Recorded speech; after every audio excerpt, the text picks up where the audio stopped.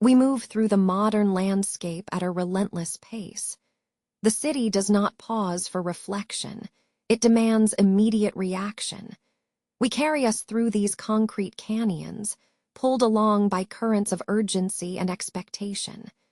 Every passing face seems to signal an appointment, a duty, or a failure. Our minds mirror this hustle, accelerating into a frantic whirring that seldom allows a moment of true stillness. It is here, in the midst of the noise, that we find ourselves perpetually running from something, or perhaps always toward nothing at all.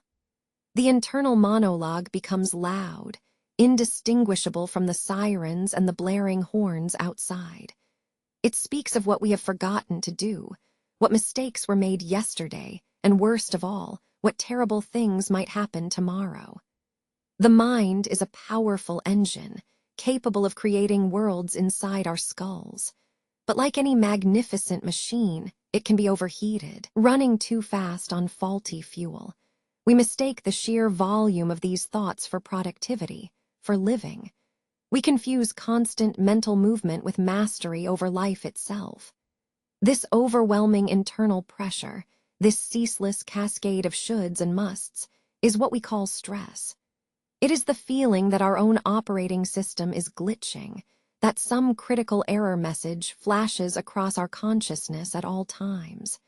We are caught in a loop, reacting to the immediate stimulus, which then generates anxiety about the next potential stimulus. We have trained ourselves to predict danger. Our ancestors needed this. It was a mechanism for survival under real threat. But today, the threats are not bears or famine. They are deadlines, social comparison, and the imagined judgments of others. And our magnificent internal prediction engine runs overtime, generating catastrophes that exist only in the vapor between our thoughts. The problem is deeper than mere busyness. The trouble lies in the architecture of anticipation itself.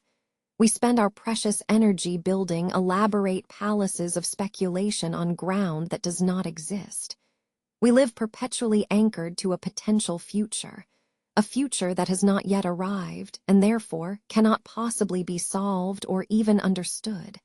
We build entire lives based on what if. What if we fail? What if they reject us? What if the economy collapses? Each hypothetical scenario is given the weight of absolute certainty, demanding immediate emotional and intellectual investment. And so, our present moments, the single, breathing heartbeat of now, are stolen away to service these ghosts of potential distress. This ceaseless dwelling on possibility, particularly the negative flavor of what if, is the defining characteristic of modern worry. It is a habit far more pervasive than any singular trauma. It whispers doubts when we are content and amplifies perceived flaws when we stumble. It makes us brittle, convinced that every passing slight or minor inconvenience signals the collapse of everything.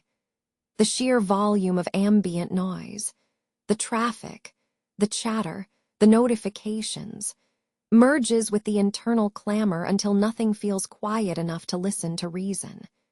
We become accustomed to this high level of stimulation, and when true silence finally descends, we feel unnerved, almost panicked. Because for so long, stillness felt unsafe. It was a void waiting to be filled by more worry. To begin, therefore, must be an act of profound deceleration. Not merely slowing the body down, but slowing the magnificent, overcharged engine of the mind itself.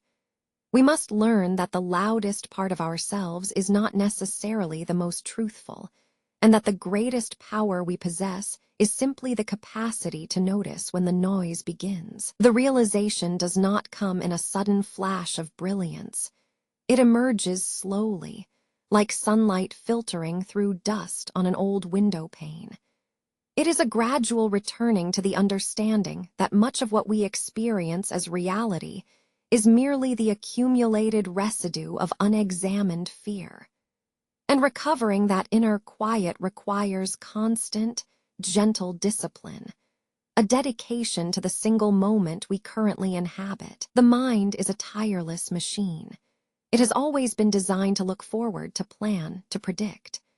This was its great strength when our survival depended on recognizing the jaguar before it struck. But in the quiet corners of modern life, this same gift becomes a relentless tormentor. We live at an unprecedented pace, and with that speed comes an overwhelming volume of internal noise. The sheer weight of accumulated experience, unprocessed deadlines, fleeting social slights, and abstract fears piles up until our mental landscape feels cluttered, chaotic, and utterly exhausting. This noise is not merely background chatter. It shapes reality itself. We are constantly generating narratives about what might happen tomorrow, or what happened years ago that still pricks at us today. Our minds operate on a speculative engine of worry. We invent worst-case scenarios, the lost job, the failed relationship, the unpredictable global upheaval, and we treat these mental simulations as if they were guaranteed facts. This act of deep speculation, this obsessive dwelling in the hypotheticals, is what steals our footing in the present moment. It convinces us that peace only exists when the what-ifs are definitively answered, and nothing negative can possibly occur. But life, like any worthwhile endeavor, has an inherent unpredictability. We cannot stop change simply because it feels unsettling. To worry relentlessly about a future we may never even reach is to steal the energy needed for the moment that actually arrives. It is to live mentally in a theater of speculation, watching plays that might cancel without warning. This relentless loop takes us into the sticky trap of potential negative futures. Our minds do not process reality. They generate possibilities, and among those possibilities, the shadows are always the deepest. The what-if becomes an echo chamber within our own skull. It sounds convincing, sometimes even urgent, but it is merely a resonance, a hollow sound bouncing off the walls of anticipation. The trouble with this constant projection is that it convinces us we must first solve every conceivable future problem before we are allowed to inhabit the now. We treat life as if it were an item on a checklist. Worry about finances, check off career risks, predict health crises. Only then can we finally afford to breathe deeply and simply exist. Yet, if we trace the thread of this anxiety backward, we find that our deepest distress comes not from the imagined disaster itself. No one has predicted these failures with any accuracy. The suffering originates in the gap between what is real and what our worrying mind insists must be true. It arises from an overcommitment to control, a profound belief that if we just think hard enough or worry intensely enough, we can somehow preempt fate and construct a perfectly buffered existence. The immediate necessity, therefore, is not to conquer the worst fear, but simply to learn how to decelerate, to draw the brakes on the mind's frantic momentum. We must practice recognizing that these speculative spirals, these what-ifs, are merely thoughts. They are transient electrical impulses in a complex biological machine, not absolute commands from universal law. By slowing down our internal rhythm, we begin to build the necessary distance between ourselves and the narrative of anxiety, allowing the quiet truth of the present moment to finally become audible again. The city moved around us, a relentless current of hurried footsteps and shouted exchanges. Before we met Marcus, the world had felt like this, a cacophony that mirrored the storm inside our own minds. We were used to believing that speed equaled purpose, that constant activity proved worth. But deep down, there was a hollowness, a frantic energy fueled by an invisible engine of anxiety. Our thoughts did not move at our own pace. They raced us, ahead of any real moment we occupied. We spent so much time anticipating the next inevitable problem that we forgot how to live in the single breath we were taking right now. We had learned early on to be masters of speculation. The mind is a magnificent instrument for imagining futures, but worry treats this power like an endless, toxic fountain. It builds intricate cathedrals of what-if scenarios where every slight deviation from the expected path leads to profound disaster. We build these worlds not because they might happen, but simply because our minds are capable of such elaborate construction. This excessive planning is merely a desperate search for certainty in an inherently uncertain existence. And so we arrived in this sun-drenched courtyard, a sudden pocket of stillness carved out from the city's urgency. Marcus sat there, not observing us with judgment, but with a quiet, unsettling clarity. He did not offer immediate reassurance or facile advice. He simply existed, embodying the pause. His presence was an invitation to something much harder, the simple confrontation with inner silence. We felt exposed, as if stripped bare under the gentle Mediterranean sun, forced to confront the sheer volume of our own unmanaged thoughts. We stood on the threshold between our habitual noise and this unexpected quiet. The pressure to fill the space, to explain ourselves or escape it, was palpable. But Marcus merely watched us observe ourselves. He taught us that sometimes the most profound counsel is simply nothing. It is the silent gravity of unaddressed thought. We struggled with that stillness. We wanted immediate answers, a quick fix, some actionable strategy to silence the inner roar. Instead, we were forced into an uncomfortable, necessary pause, a moment where there was nowhere left to run and no future problem to solve in advance. The quiet demanded radical attention. It asked us to distinguish between merely thinking something awful might happen and knowing that it absolutely would happen. The greatest trick the modern mind plays is turning possibility into probability, and then treating that mere possibility as a concrete threat, demanding immediate energy and panic. Marcus eventually spoke, but his words were not revolutionary pronouncements. They were carefully chosen observations about the nature of prediction itself. He pointed out that our deep investment in forecasting disaster makes us miserable participants in the present.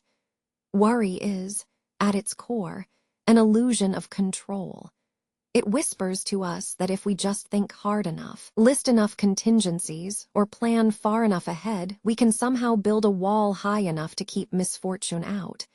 Yet life has no such architectural blueprint. The future does not yield to our careful scheduling. It simply unfolds. The analogy he used was simple, yet breathtaking in its clarity, trying to catch smoke.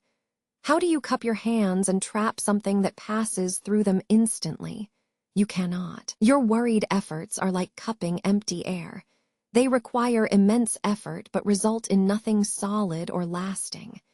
We expend our most precious resource, our focus, our vital energy, on grappling with the ethereal nature of potential. This misplaced exertion is why we feel perpetually drained, always running on reserves for battles that may never even appear. The profound lesson emerged then. Life does not require us to control outcomes. It only requires us to manage our response to them. The great separation Marcus helped illuminate was between what lies within the boundaries of our immediate will and judgment and everything else. He gently guided us toward defining our own sphere of competence. Our true power resides in how we choose to think about an event when it happens, not in stopping the event from happening at all. We cannot stop a wave from crashing upon the shore, but we can learn to stand on solid ground while the water sweeps around us.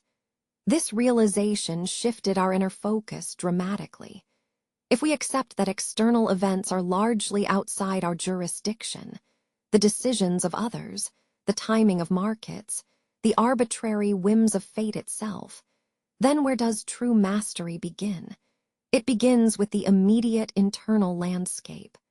We began to train ourselves not merely in recognizing worry, but in tracing its source. Marcus guided us past the surface emotion and deep into the root judgment that fueled it. The event itself, the missed deadline, the disagreement, the rain on a picnic, is just data. It is neutral. What turns this data point into debilitating anxiety is our story about that data. We are not troubled by life. We are troubled by our own interpretations of life. This process became an internal archaeology. Like uncovering ancient ruins, we had to gently excavate the layers of self-recrimination and predictive guilt built up over decades. It demanded acute honesty, naming the judgment itself. Instead of saying, "I am failing," the lesson was to pinpoint, "I judge that this failure means I am fundamentally flawed." Separating the fact from the judgment became the single most liberating and hardest philosophical task we had undertaken. The culmination of these early lessons, the pause, the boundary setting, the judgment identification, was not merely a change in thought, but a change in physical experience. We were taught to anchor ourselves violently back into the present moment. If the mind is constantly pulling us toward a terrifying potential future, we must give it a more immediate, irresistible tether, the sensory input of now. The cool feel of air on skin, the distinct rhythm of breathing entering and leaving the lungs, the sound of water flowing over stones. These details are utterly indifferent to our worries. They simply are. By intensely focusing on the undeniable reality of the present 5 seconds, we starved the speculative engine that runs on potential disaster. This was not merely a coping mechanism. It was an act of disciplined attention, a commitment to sensory truth over mental fabrication. We learned that grounding ourselves in the observable world provided an unshakable counterpoint to the chaotic theater of the imagined self. The inner turmoil could roar all it wanted, but if we tethered our awareness, if we became connoisseurs of the breath and the breeze, we could maintain a steady center. The lesson transitioned from intellectual understanding to existential practice. Acceptance. Acceptance was not resignation.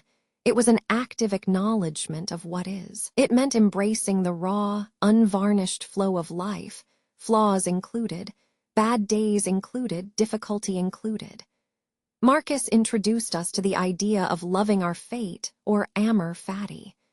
This does not mean we enjoy suffering, but that we refuse to waste energy fighting the reality that has presented itself.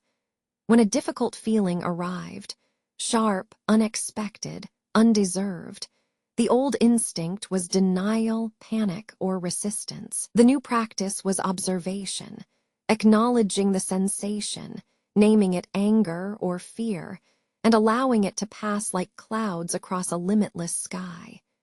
We realize the emotional state is transient. It arrives, it lingers for a time, and inevitably it moves on. We began applying this framework not just in meditation, but in small, manageable moments of real-life conflict. Faced with another minor stressful interaction, a delay, an unexpected criticism, the old reflex was to escalate, to mentally spiral through potential negative consequences until we reached a point of paralyzing panic. Now, the mechanism initiated a pause. We paused on the single breath, then on the single observation. What is the next most reasonable action? Not the perfect one, but the simplest, immediate action. This radical reduction in scope, from how do I fix my life, to what should I do with my hands right now, was revolutionary. The cumulative effect of these practices was a profound redefinition of what constitutes a crisis. Previously, any perceived deviation from comfort or stability triggered a cascade of panic, painting the situation as catastrophic and insurmountable. We viewed difficulty through a lens of ultimate doom, but practice changed that aperture. A difficult conversation became challenging, not terminal. A setback became disappointing, not defining. The emotions did not disappear entirely. They remained robustly human. However, the sheer overwhelming power, the sense of total collapse, was gone. It was replaced by resilience, a calm understanding that even when things are deeply unfair or intensely difficult, our core ability to reason and react with dignity remains intact. The philosophy, ultimately, proved to be a set of mental tools, not sacred dogma. Marcus taught us how virtue was not an innate trait, but a daily muscular exercise, the disciplined commitment to reason over reaction. Courage was simply choosing to act justly even when fear was shouting the opposite command. Temperance meant restraining judgment before it hardened into certainty.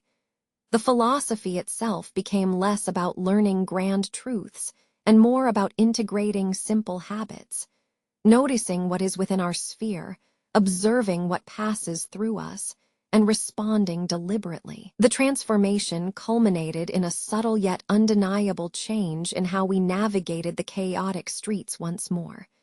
We walked beneath the relentless noise of the city, the horns blaring, the crowd surging, the urgent rhythm of commercial life. But this time, the sounds were merely sound. They held no personal significance. They posed no threat to our existence or self-worth. The sensory onslaught, which had once been a physical assault on our concentration, was now categorized as benign data. We observed it with a gentle detachment that bordered on subtle amusement. We learned that the struggle was never against external chaos. It was always a battle fought within the confines of an overactive imagination. When unexpected failure or minor disappointment arose, a poorly conceived project, a word taken wrongly by a friend, the old self would have spiraled immediately into shame and recursive blame. The new self paused. We acknowledged the flaw, observed the natural sting of regret, but refused to let it define our narrative.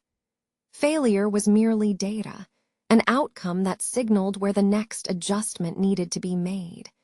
It became understood that imperfection is not a defect in the soul, but simply a foundational element of growth itself. The journey did not end with perfect peace, but rather with quiet mastery, a steady state of being that was profoundly free. We looked out across a vast expanse, the shimmering horizon where the sea met the sky, or a mountain range stretching into hazy distance. And we realized that true freedom from worry is not the miraculous absence of struggle. It is the development of an unshakable inner character.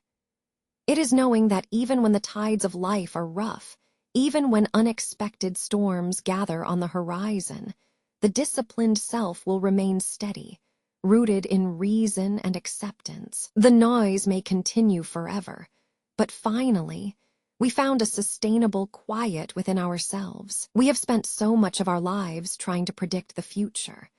We build elaborate internal models of what should happen next, creating little fortresses of certainty around our daily routines and expectations. This desire for perfect foreknowledge is deeply human, yet it is also perhaps the most exhausting burden we carry. It is natural to plan. Planning allows us to feel agency, a sense that we are charting a course through uncertainty. But when planning transforms into constant worrying, we cross a critical boundary. Worry assumes the guise of preparation, convincing itself that by merely thinking hard enough about potential disasters, we can somehow prevent them from ever happening. Yet, like smoke or water, the future is fundamentally slippery. It refuses to be pinned down by our frantic thoughts. The problem with controlling the mind is that the mind is not a machine. It is an open system constantly bombarded by possibilities of conflict, loss, failure, and disappointment. When we obsess over these what-if scenarios, we are engaging in mental time travel. We pull ourselves away from the only moment where action can truly be taken, right now. We live trapped between regret for what has passed and fear for what is yet to come. Marcus showed us that worry is an illusion of control. It promises safety through foresight, but delivers only anxiety. Imagine trying to catch the wind in a cupped hand. The more fiercely you squeeze, the faster it escapes. This relentless need to structure every outcome, who will say what, how the market will move, whether our relationships will endure, is simply impossible for any human mind to sustain. Life does not adhere to our carefully constructed spreadsheets of perfect outcomes. Trusting in prediction is a fragile habit. We mistake speculation for knowledge. When we imagine the worst-case scenario, it feels real, doesn't it? The fear has texture. It has weight. But if you pull back enough, if you observe that catastrophic thought simply as a thought, a collection of electrochemical signals passing through your brain, you realize its actual physical power is negligible. These anxieties are elaborate narratives we tell ourselves in the quiet hours, when there is nothing else to occupy our restless intellects. The moment we confront worry head-on, treating it like an urgent, undeniable truth, we only give it greater authority. Instead, we must adopt a different philosophical posture, that of the amused observer. We must learn to treat speculation as merely decoration on the edifice of our thoughts. These worried threads are useful for nothing more than keeping us perpetually unbalanced and fatigued. They distract us from acknowledging what is solid beneath the surface, the simple, observable reality of the present moment. The wisest among us understand that accepting what we cannot control does not mean resignation or passivity. Quite the opposite. It means locating our true power source. Our power resides solely in our judgments, our intentions, and our immediate response. While we may not be able to dictate external events, the sudden downpour, the careless words of a friend, the unexpected turn of fate itself, we retain absolute sovereignty over how we interpret those events. This understanding is the cornerstone of inner peace. It transforms worry from an engine of future dread into what it truly is, meaningless intellectual effort. To stop worrying, therefore, is not to suppress the thoughts. That is merely bottling steam.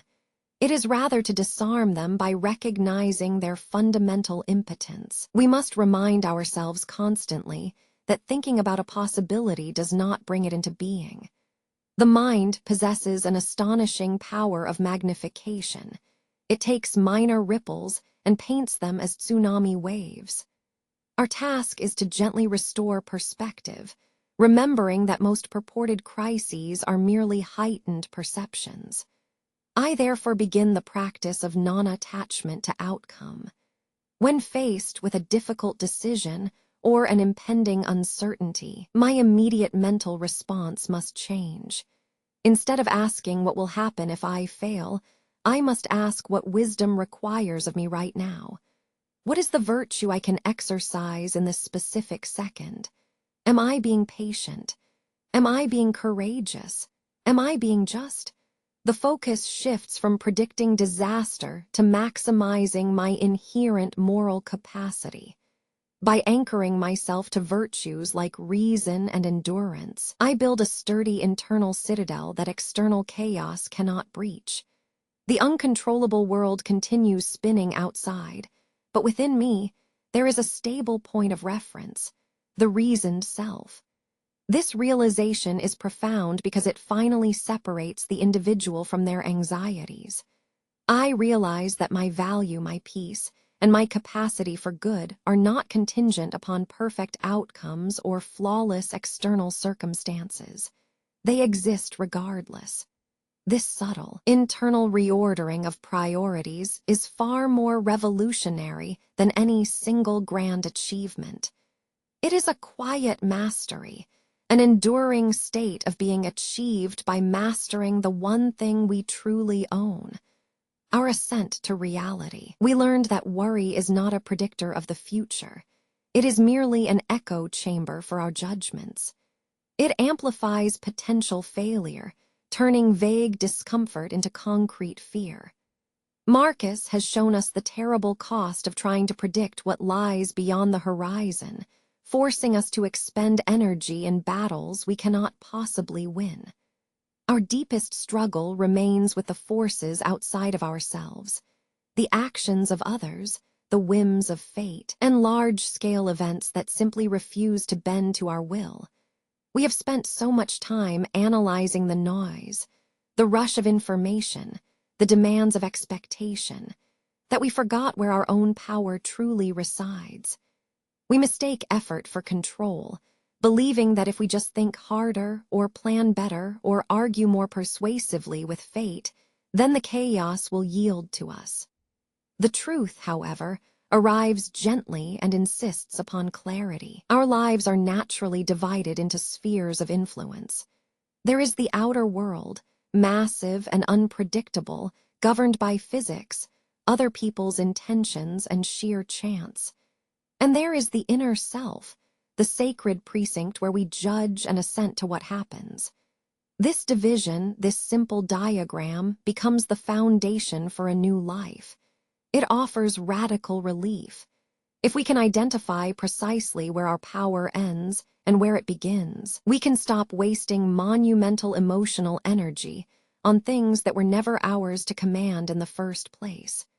The problem is not knowing the circles. The problem is the habit of forgetting them when fear whispers loudest. When faced with criticism from a colleague or an unforeseen delay in a journey, our instinct is to grasp at the outside force and fight it, taking the event itself as proof that we have failed. But Marcus teaches us to pause, to see the critical incident, the missed deadline, the harsh word, the economic downturn, not as a verdict on our worth, but merely as raw data entering our awareness. The emotional response is not generated by the event. It is manufactured in the judging faculty of our own mind. We must learn to treat external events impersonally. They are simply occurrences. A difficult situation exists regardless of how much we worry about it or how angry we become over its implications. It simply passes through us, like rain falling on a stone. We can observe it without being consumed by it. The greatest error is thus one of misplaced locus. Many people confuse the external challenge with an internal defect.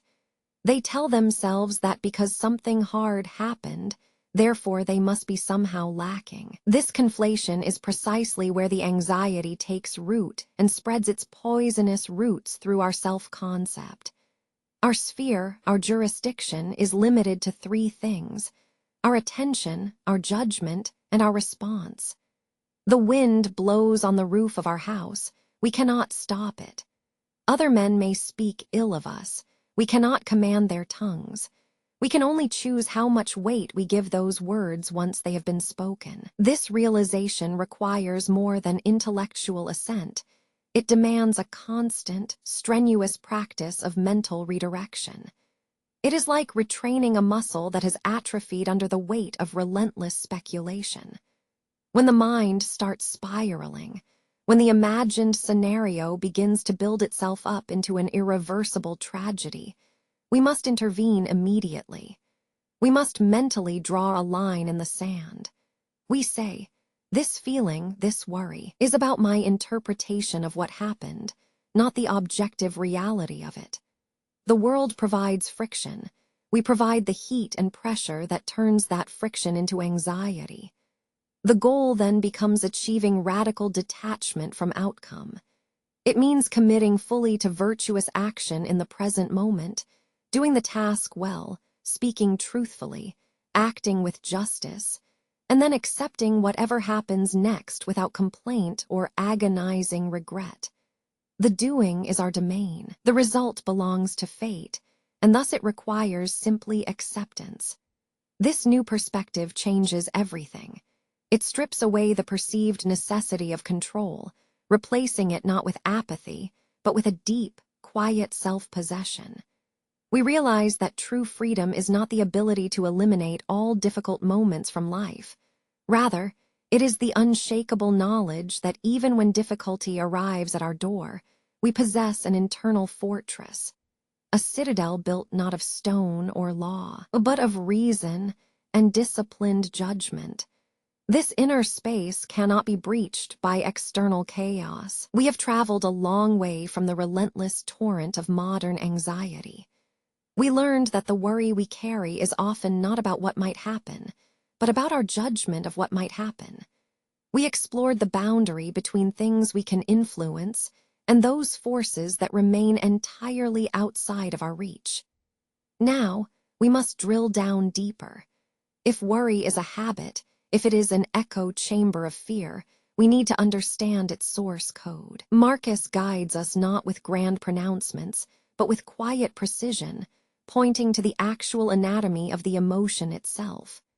He insists that anxiety, at its core, is a misidentification. It is not the external event, the missed train, the harsh word, the unexpected failure, that causes the turmoil within. Rather, it is the story we tell ourselves about that event. The moment we react to life with panic or dread, we are not reacting to reality, but to our own deeply ingrained narrative of inadequacy or danger. This realization changes everything. It suggests a radical pivot. If worry comes from judgment, then peace must be built by challenging that very judgment. Our internal landscape is revealed as being far more fragile and therefore much more powerful than we have previously imagined. We are not simply coping with stress. We are deconstructing the mechanism of distress itself. To truly master ourselves, we must become forensic philosophers of our own minds, examining each panicked thought like a suspect in court.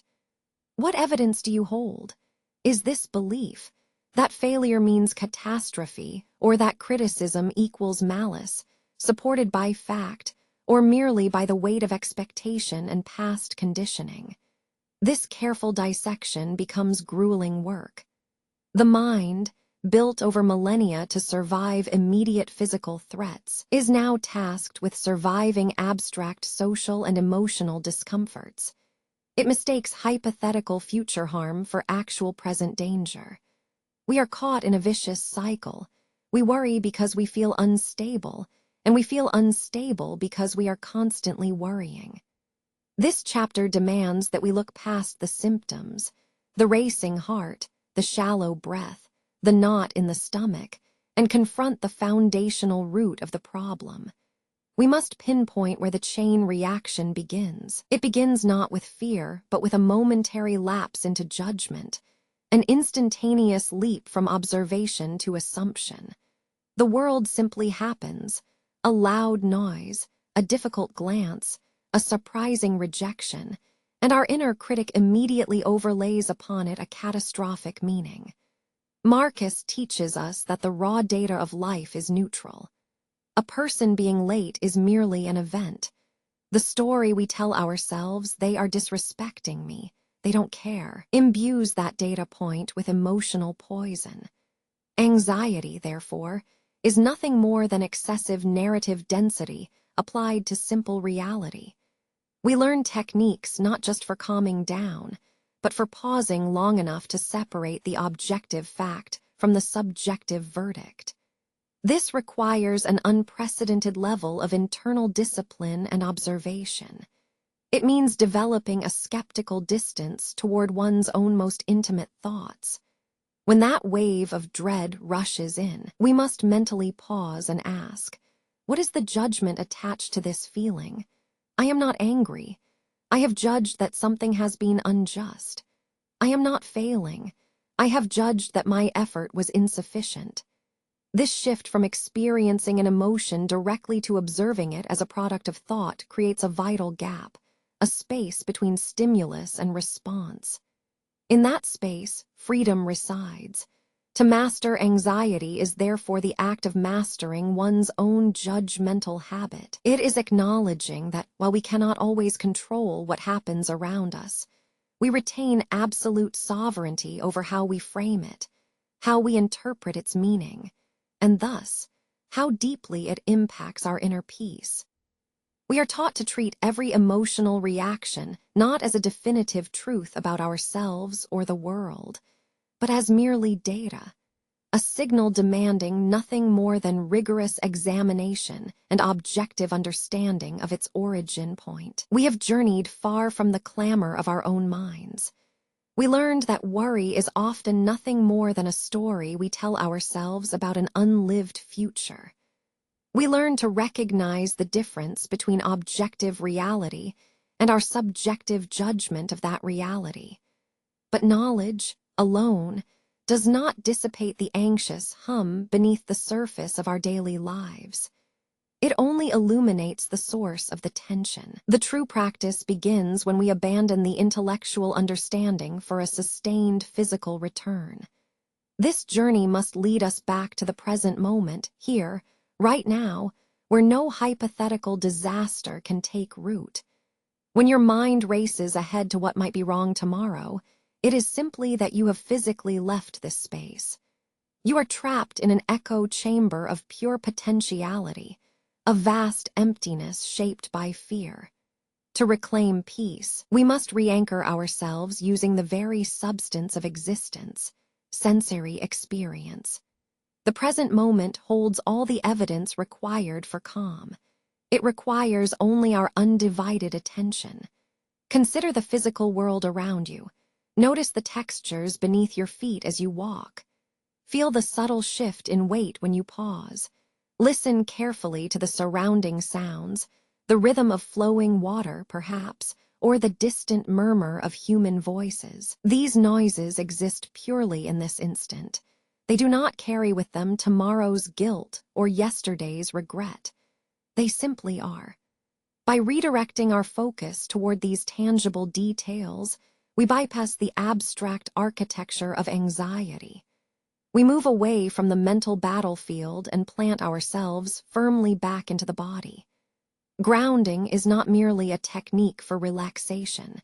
It is an act of philosophical resistance against the speculative mind. It demands that we treat thought itself as transient data, much like the passing clouds overhead or the momentary flicker on the water's surface. When the narrative begins to pull us away, when the memory of past failures argues with the fear of future rejection, we must politely but firmly interrupt it. We draw our attention back. We observe a single leaf floating downstream, noting its slight bend and the way light catches its edges. Or we focus on the rhythmic intake and release of breath itself. The breath is perhaps the most reliable compass pointing toward now. It cannot argue with yesterday, nor can it worry about tomorrow's outcome. It simply exists in this cycle of life sustained within your chest cavity. This process of intentional grounding trains the mind to resist its natural habit of intellectualizing distress. We are not trying to empty the thoughts. That is impossible. We are merely practicing the act of observation, to watch the thought arrive, recognize it as a construct, and then let it pass without judgment or attachment. This sustained focus on sensation anchors us in an immutable reality: the breath, the cool earth, the visible water. By doing this, we rebuild our internal citadel stone by careful sensory stone, proving that stable selfhood is not found in grand pronouncements, but in the meticulous attention paid to ordinary moments. The present moment, devoid of expectation, is a boundless resource. It offers safety, it offers clarity, and most critically, it offers the single chance at peace needed to begin rebuilding. We must become masters of this quiet space between thoughts, recognizing that only here does true freedom reside. We have learned that the true source of our distress rarely lies in the external world. The chaotic noise outside us is merely a canvas upon which we paint our own inner judgments. Our worry, ultimately, is not about the inevitable storm itself. It is about how vehemently we resist the possibility of rain. We spent so much energy trying to predict the future, attempting to build dams against every possible hardship that might arrive. But as Marcus taught us, building those dams only exhausts the strength needed for the present day. If worry is fundamentally a resistance to what is, then true wisdom lies in embracing what is, in accepting reality with an unshakable peace. This profound act of acceptance is not passive resignation. It is an active embrace, a radical love for fate itself. It is Amor Fati. It means not just tolerating the difficult parts of life, but recognizing them as necessary components of the self you are becoming. The challenge here is to move past merely observing our feelings. Observation is intellectual distance. Acceptance requires emotional immersion, a willingness to feel the difficulty fully without flinching or trying to argue with it.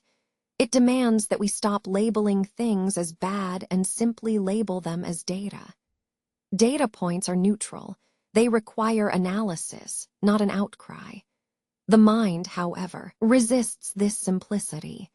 When a genuine setback occurs, a rejection, a difficult conversation, a failure of expectation, the natural instinct is to fight it, to argue that things should have been different or that we deserve better. This struggle against reality is where the most profound suffering takes root. Marcus challenged us to meet this resistance with sheer attention. He taught that our immediate impulse upon meeting discomfort is to run from it, to mentally leap ahead to a time when the feeling will be gone. But acceptance requires stopping, sitting with the raw emotion right in its fullness. It asks us to treat these emotions not as signals of disaster, but merely as passing weather patterns.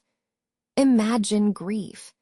The impulse is usually to deny it or to force oneself through it too quickly. Acceptance suggests instead that we simply let the wave wash over us, acknowledging its strength without being swept away by its undertow. We observe the ache, notice its shape and its weight, but we do not mistake the observation for the feeling itself. The memory of the pain is different from the actual experience of the pain. The practical application of this philosophy requires a constant internal conversation with oneself. Whenever that familiar surge of anxiety begins, that tightening in the chest, the mental replay of past mistakes or future uncertainties, we must interrupt it.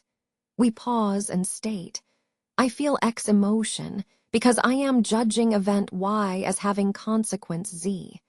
This verbal mapping creates crucial space between the stimulus and our response. This acceptance teaches us to reevaluate the very notion of failure.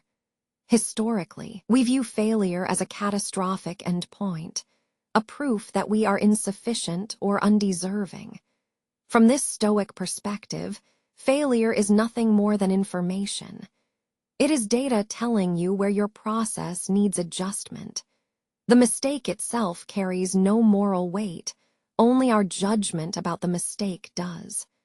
The purpose of accepting what is difficult is not to find comfort in misery, but to build resilience through confrontation. You learn that you are stronger than the fleeting difficulty you encountered, that you possess an internal steady point which external events cannot reach. The wind may howl, and the tide may crash, but your core remains undisturbed. We practice acceptance by embracing the full scope of life's gifts, both the bright successes and the undeniable setbacks. We learn that virtue is not a shield against misfortune. Rather, it is the steady, reliable manner in which we respond when misfortune inevitably strikes. It is accepting that struggle itself is foundational to growth, and that this struggle is not something to be survived, but something to be welcomed as part of existence. To accept fate is therefore to live fully within the reality presented to you, to recognize the fullness of the now. And in that full, unsentimental recognition lies a freedom deeper than any successful prediction or imagined perfect outcome. It is the quiet mastery over the self, regardless of circumstance. We have spent chapters learning to observe the relentless cascade of our thoughts.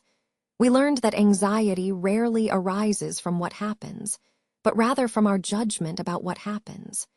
We understood that attempts to control every external outcome are not only futile, but deeply exhausting. Now, we bring these principles back into the friction of reality. The previous training was beautiful in theory, sitting by still water, meditating on vast landscapes, or contemplating fate. But true philosophy is tested not in quiet reflection, but when faced with the messy, immediate demands of a real conversation.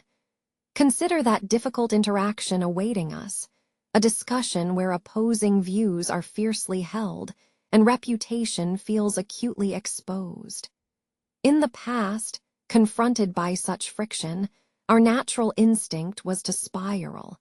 We would jump to catastrophic conclusions, anticipating not just the worst-case scenario, the public rejection, the irreparable misunderstanding, but the emotional fallout of that scenario years down the line. Our minds function as tireless, overly dramatic predictors, building narratives of failure before a single word has been spoken. But the preparation was different this time. When the stress mounted and the familiar internal urgency began to seize us, we instinctively paused. We remembered Marcus's steady counsel, pull back from the future. The tension is not held in the climax of an argument, but in the breath preceding it. Instead of trying to solve the whole problem, the difficult relationship, the failing project, the years of accumulated misunderstanding, we reduced our focus dramatically. We were trained to find stability in smallness.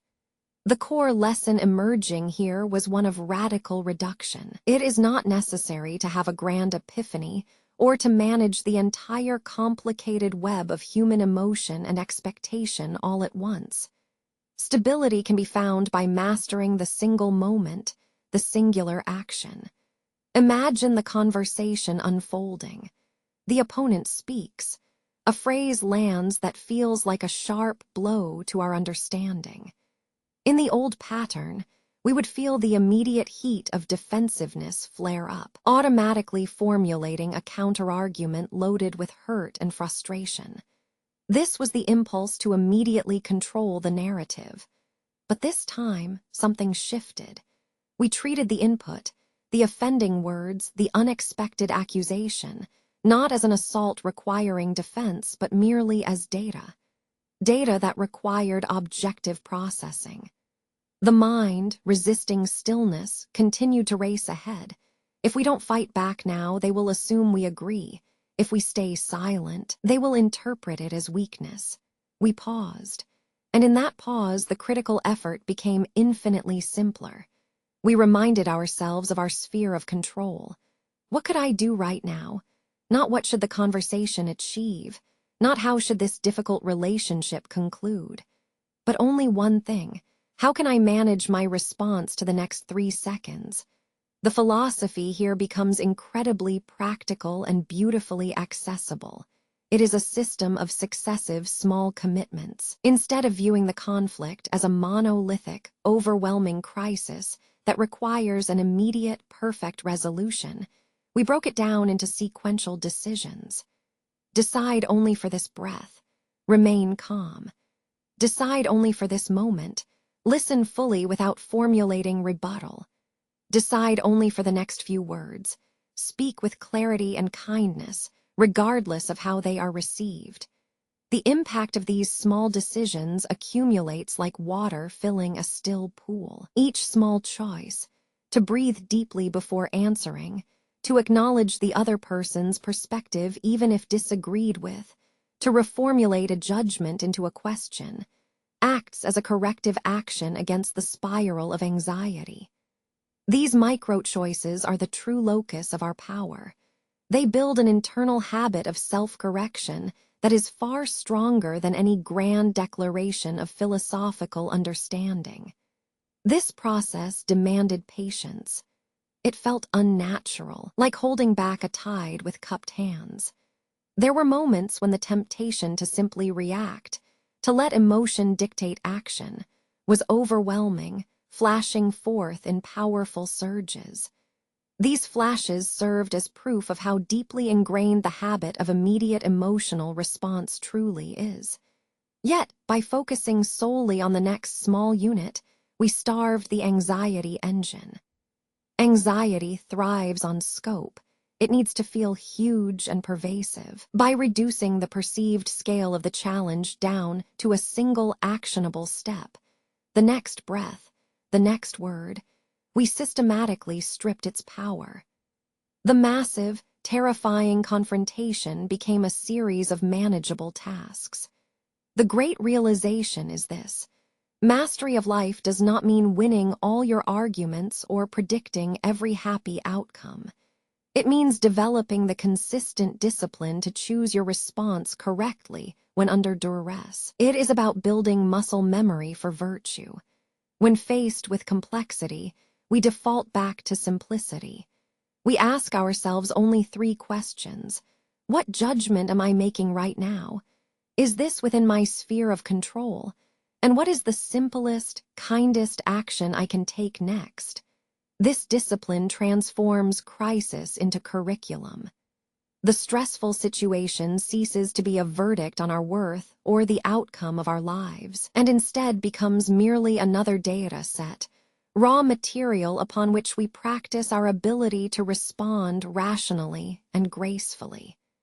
This cumulative power of small decisions is where true freedom resides, not in escaping difficulty, but in mastering the moment after moment with steady reason. The world does not cease its turning just because our inner peace demands a pause. This is the deepest misconception we carry, that tranquility means an absence of complication, or that life must be effortlessly smooth for us to accept it. We spend so much energy running from potential trouble, constructing walls against imagined storms, when in fact, resistance is always more draining than the struggle itself. The anxiety we once perceived as signals of impending doom, of catastrophe waiting just around the corner, began to reveal its true nature. It was not a physical warning, but an intellectual habit, a relentless cascade of what-if thoughts, spinning elaborate yarns of negative outcomes that never actually materialized. We were treating hypothetical dangers with the urgency reserved for genuine threats. Marcus taught us how to witness these internal narratives without buying into their drama. He did not ask us to stop thinking. He simply asked us to change our relationship with what we thought, to treat every worry, every sudden surge of fear or panic as nothing more than mental data, a raw piece of information that requires only objective analysis, never immediate emotional allegiance. The crisis, then, ceases to be a sudden mountain and becomes merely a series of inclines. It is challenging, yes. Sometimes it is genuinely difficult, but the definition changes entirely when we cease equating difficult with catastrophic. We learn to observe the moment of panic not as failure, but as an instance of intense mental effort. The mind, by its very nature, seeks novelty and danger. It is a magnificent predictive machine, yet one that often overshoots its mark, projecting fear onto neutral facts. To truly redefine crisis is to recognize that the event itself rarely holds the power we ascribe to it. The true confrontation is not with the difficulty outside us. It is with the narrative inside our own heads. When a stressful situation arises, a sudden conflict, a tight deadline, an unforeseen setback, the impulse is still to spiral, to predict the worst-case outcome and prepare for battle against that phantom. But we practice pausing. not just physically slowing down, but mentally decelerating from the projected future. The pause becomes our most powerful philosophical tool. In that fractional moment between stimulus and response, the entire field of action opens up. It is in this gap that reason must step forward and reclaim its sovereignty over raw emotion.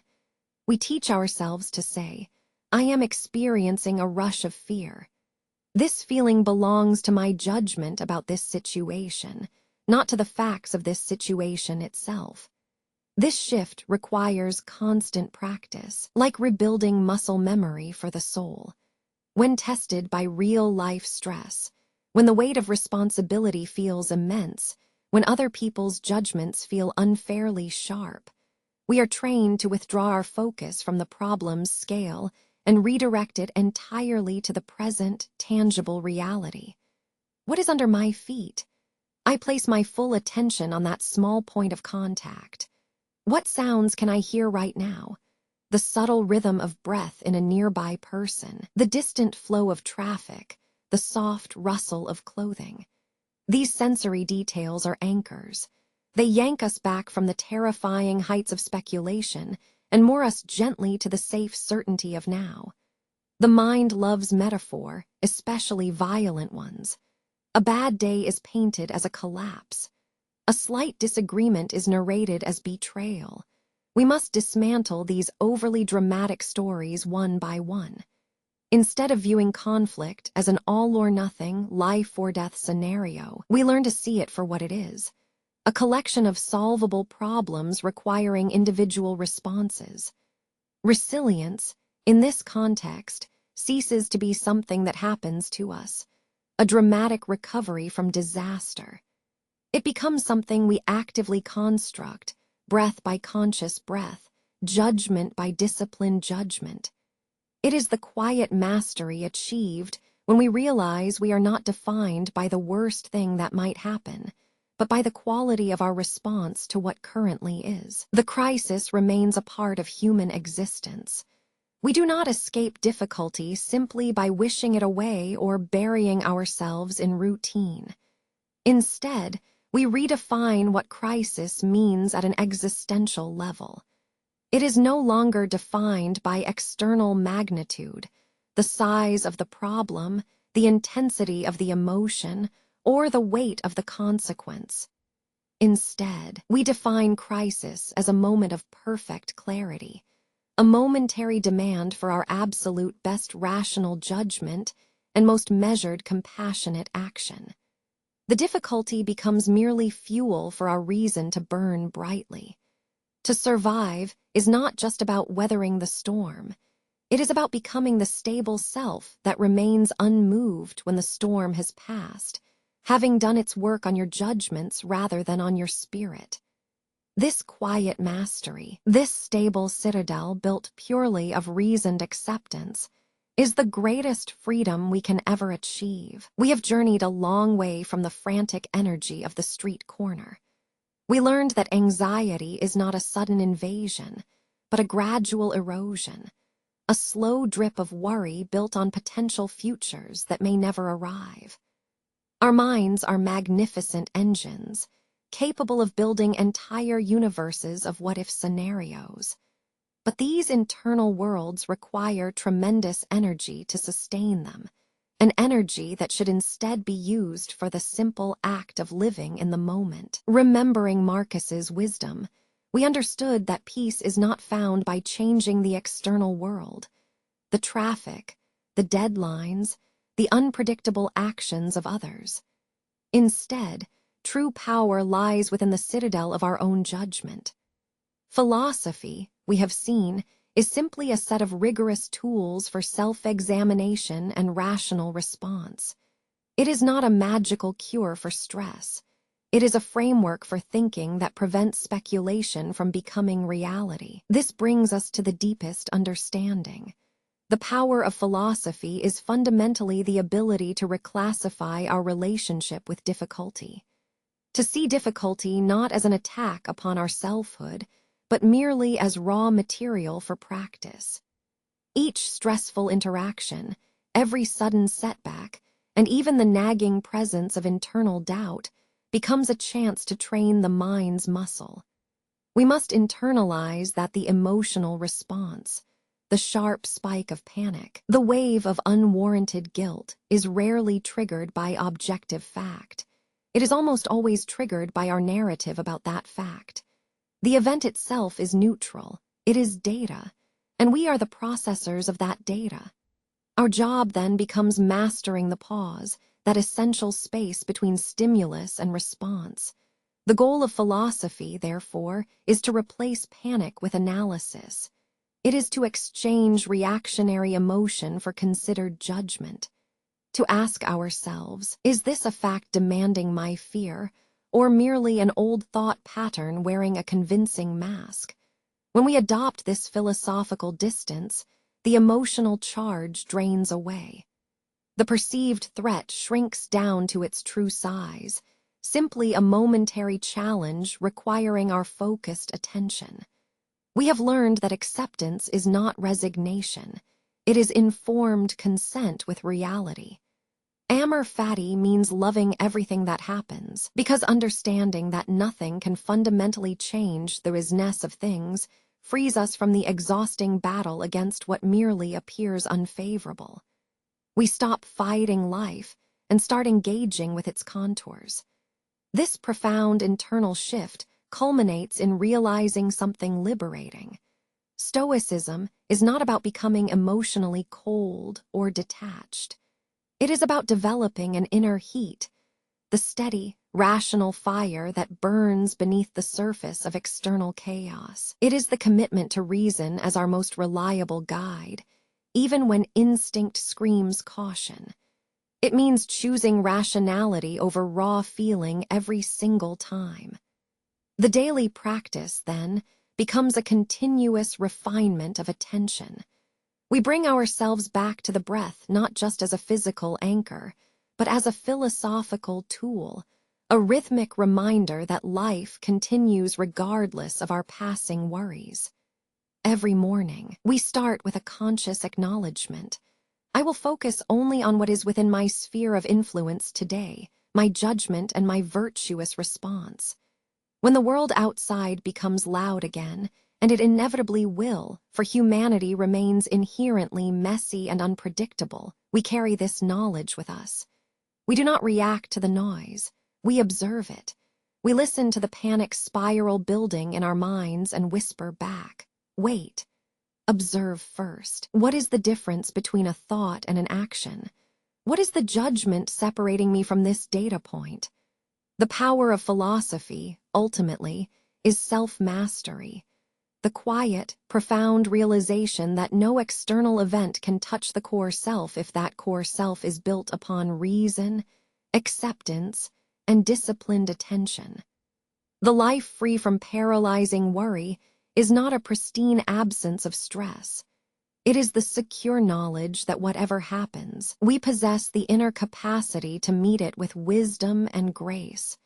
It is a stable selfhood, grounded in the truth, that our judgment alone creates suffering. The city street rushed past once more, but the feeling was different.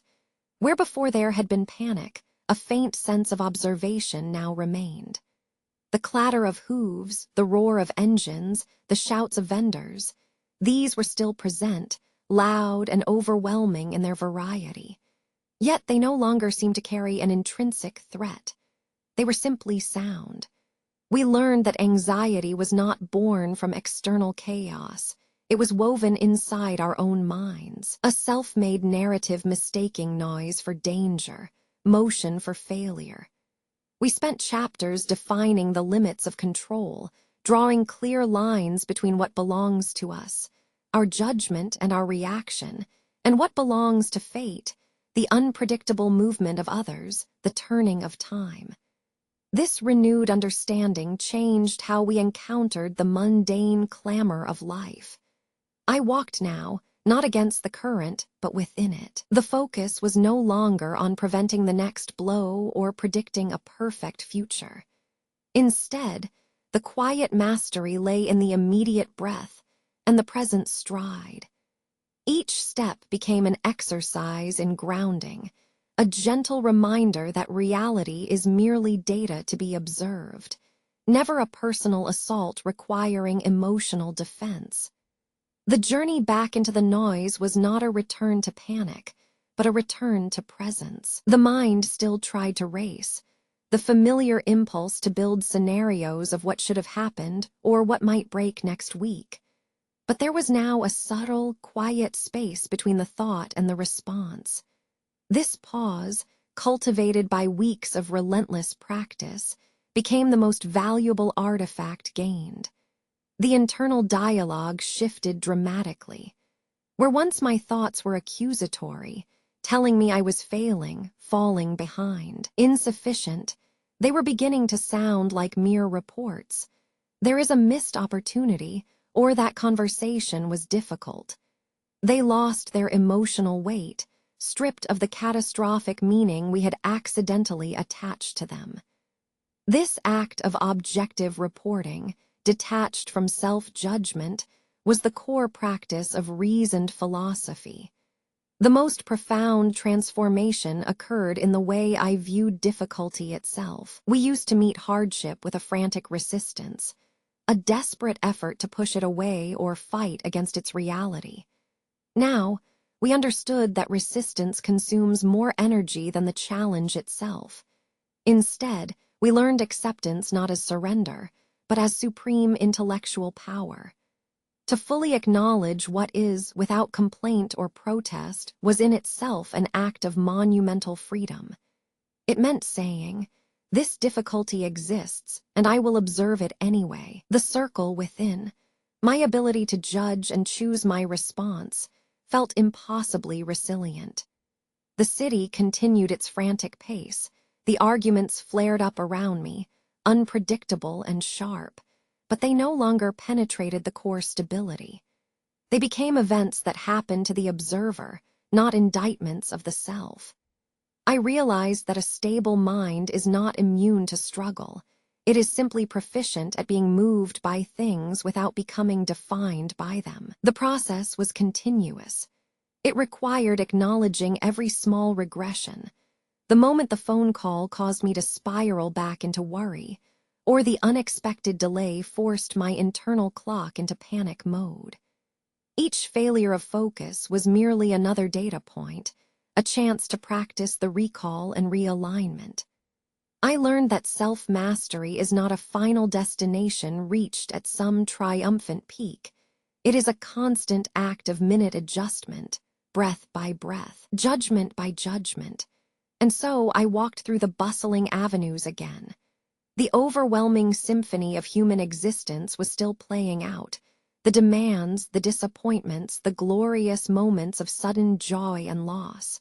But I listened to it differently now. I heard the separate sounds, the rhythm of a cartwheel, the call of a distant flute, the measured pace of my own feet. They were merely elements in a grand symphony of passing things. And within that ceaseless flow, I found not an absence of noise, but a profound and unshakable quietude at the center of myself.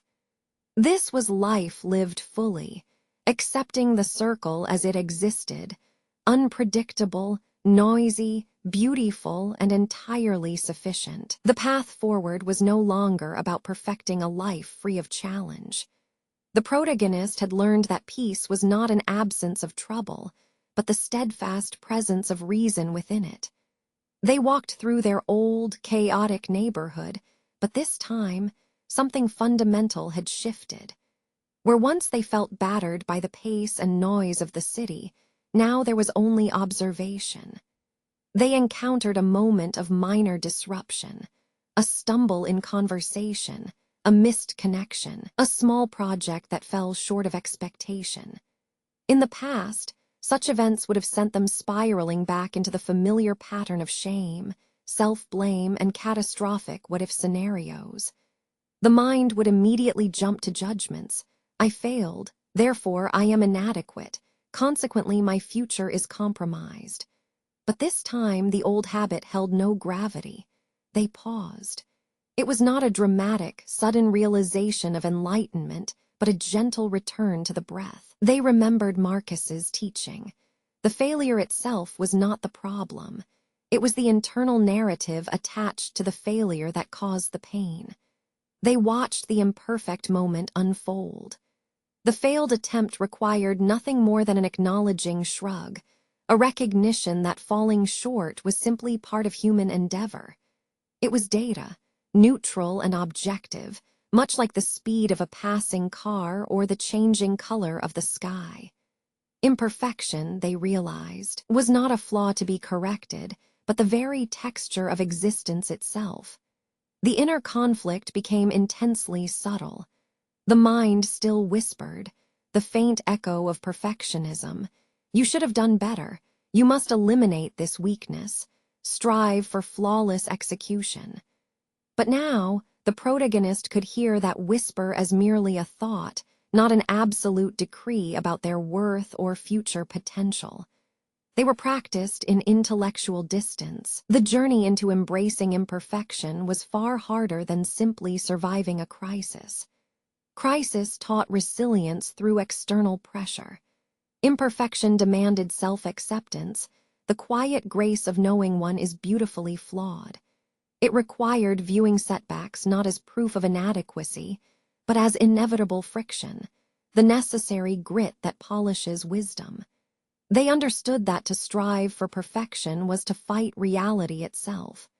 Perfection implies a static state, a finished masterpiece, but life is defined by flux, by the continual, messy process of becoming. To accept imperfection was therefore an act of deep surrender, a powerful yielding that paradoxically resulted in profound strength.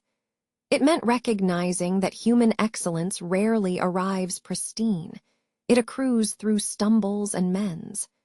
The philosophy adapted from Stoicism's strict control over judgment to something softer, yet equally demanding, the embrace of the flawed self. The internal mandate shifted from how do I prevent this bad thing, to what am I learning right now from this moment that unfolded as it did.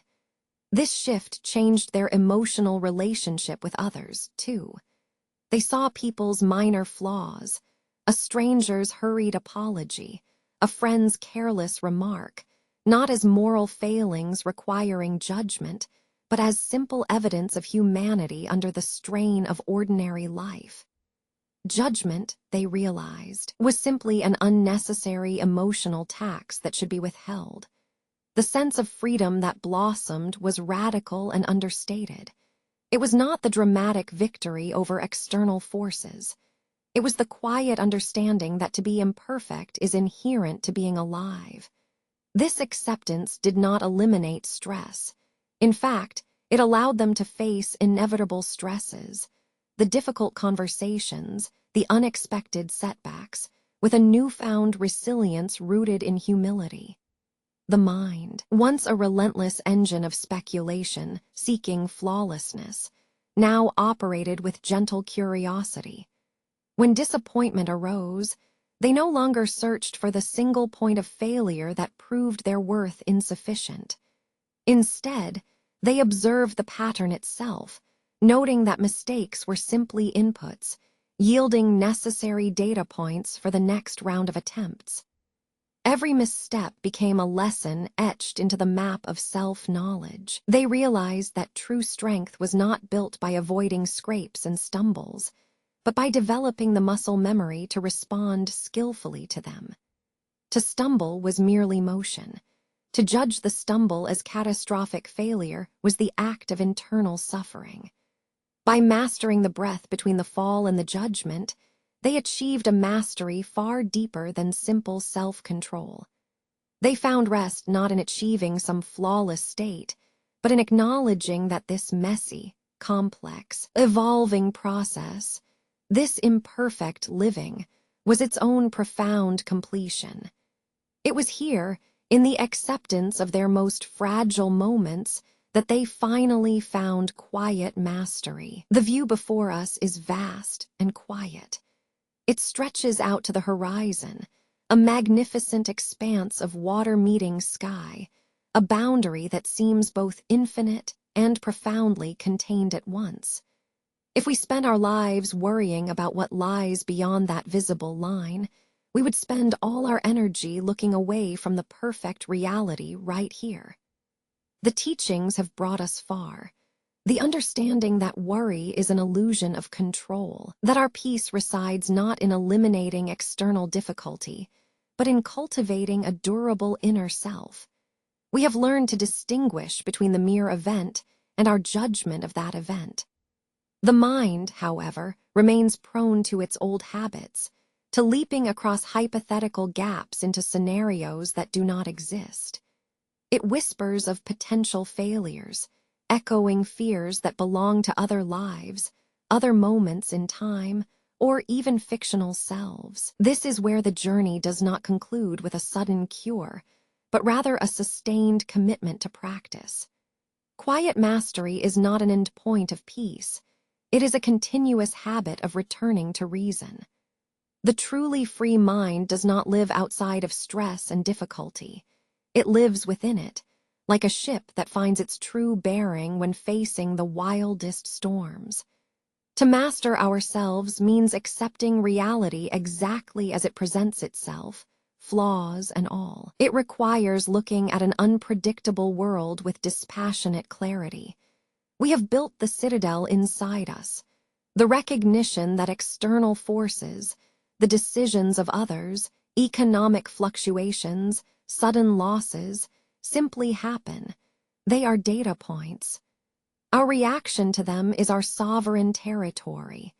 The deepest freedom, then, is not achieving a life free from challenge, but developing an inner stillness so profound that the chaos around us merely provides the backdrop for our steady existence. We must internalize the resilience found in small moments, the breath taken before responding sharply, the moment of pause before assigning blame, the simple act of observing without judgment. This continuous, quiet commitment is the true mastery. It means acknowledging that life will inevitably present setbacks, those minor stumbles, those unexpected disappointments that feel disproportionately large at the time. We must greet them not with shame or spiraling self-criticism, but with objective curiosity.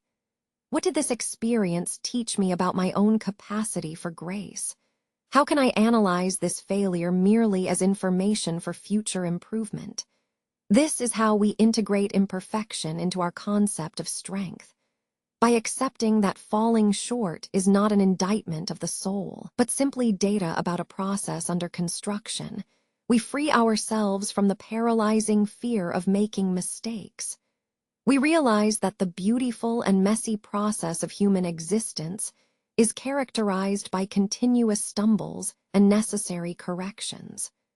True growth happens in the gap between what we expect and what inevitably arrives. It requires shedding the notion of flawlessness and embracing the inherent messiness of being alive. The mind must learn to reside comfortably in this imperfect space, recognizing that striving for an imagined perfection is itself a major source of stress. Our final liberation, therefore, is allowing ourselves, and accepting others, to be beautifully flawed, to live with open hands, ready not just to endure difficulty, but to draw wisdom from its very texture. This steady bearing through inevitable imperfection and uncertainty becomes the quiet mastery. It is the realization that peace is not a gift granted by circumstance, but a disciplined stance taken in spite of it. We carry this understanding into the world. The goal is never an empty life, but a fully realized self. A self strong enough to withstand the wildest winds while still appreciating the gentle light on the water's surface. To be masters of the self means making peace with what cannot be changed, and finding profound purpose in how we choose to show up for what can. The journey does not end at this beautiful vista. It continues within the quiet spaces between breaths.